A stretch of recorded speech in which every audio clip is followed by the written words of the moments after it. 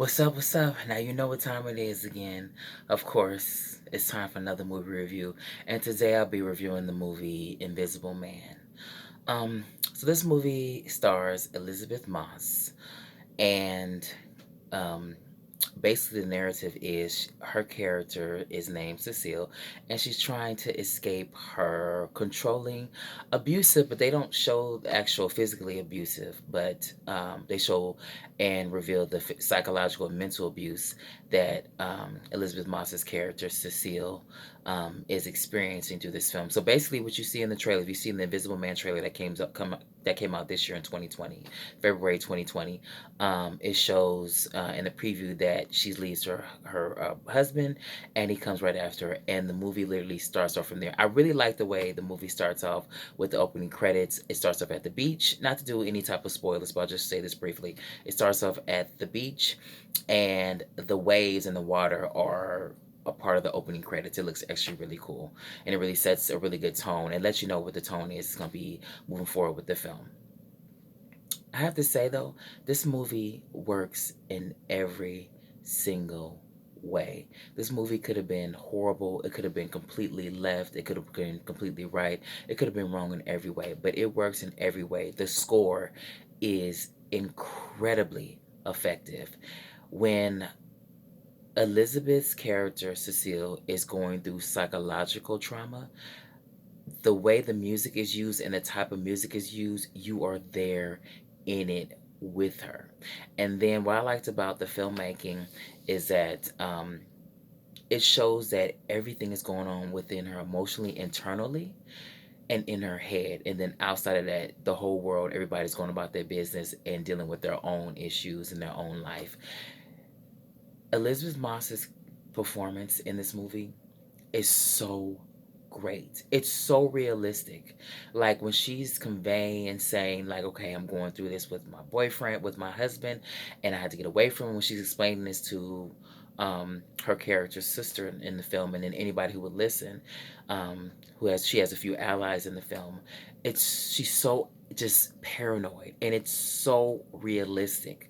Like, you get why she's paranoid, you get why she's annoyed, you get why she's scared, because she's been under the control of this person, and she's explaining it to people so they can get a whole picture. Like I said, this movie, the whole picture of why she feels the way she feels and why she's in a certain situation.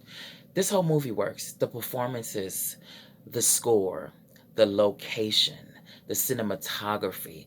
I love the way the filmmaker uses the space. There's Elizabeth Moss's character has a friend who's a police officer, and she's staying at his house once she actually does leave her husband. And his kitchen, the way it's designed, it has this open space, and then his living room has this really open, wide space. And I see why the production chose this home, because when Elizabeth is attacked by her husband when he's actually invisible, the space is used so incredibly effectively when she's picked up and then she's slammed against basically against the wall, and also across the table. It works so well. And Elizabeth's character's husband is this high executive technology guy. So he develops this suit, and that's how he becomes invisible. They actually don't explain in the film how he actually developed it. They explain why, potentially, but not how he does. But it doesn't even matter, because the film is just, it's done so well. There's a one particular scene, it's a little bit of a gore in it, a little bit of horror in it.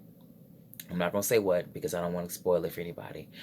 But it's such a shock because you don't see it coming. And it's just amazing. And just the agony of it, and just from beginning to end, they don't waste any time. They go straight into the story. The guy who plays her husband, he's not on screen a whole lot. But when he is, when I first seen him, I say he looks like a stand-in for soap opera actors. That's when I first seen him. But the subtlety of his performances, you see how he's controlling Cecile, Elizabeth's character.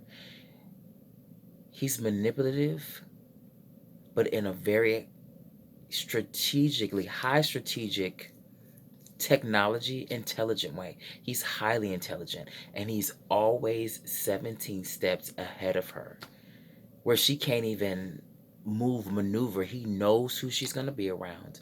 He knows what she's doing. He knows it before she even executes it in real life. But she smartens up because she's intelligent too. And she uses her intelligence to effectively get herself out of this situation. I really enjoyed this movie. I give this film an A. Now, in lieu of the coronavirus, they have shut down every single theater. In my area, I've looked online in other areas too. It won't stop me. It was just shocking to me just to see. I've never been online or checked the movie screens for movie screening times, and there be no screenings. It's just surreal. So, with in lieu of the coronavirus, I will still make videos. I probably will make videos of movies I haven't reviewed for in the past, and I'll probably make a video of why I like going to the movies. So, look forward to that. If you like my movie reviews and my videos, please subscribe because I will be uploading in the future, like I just said.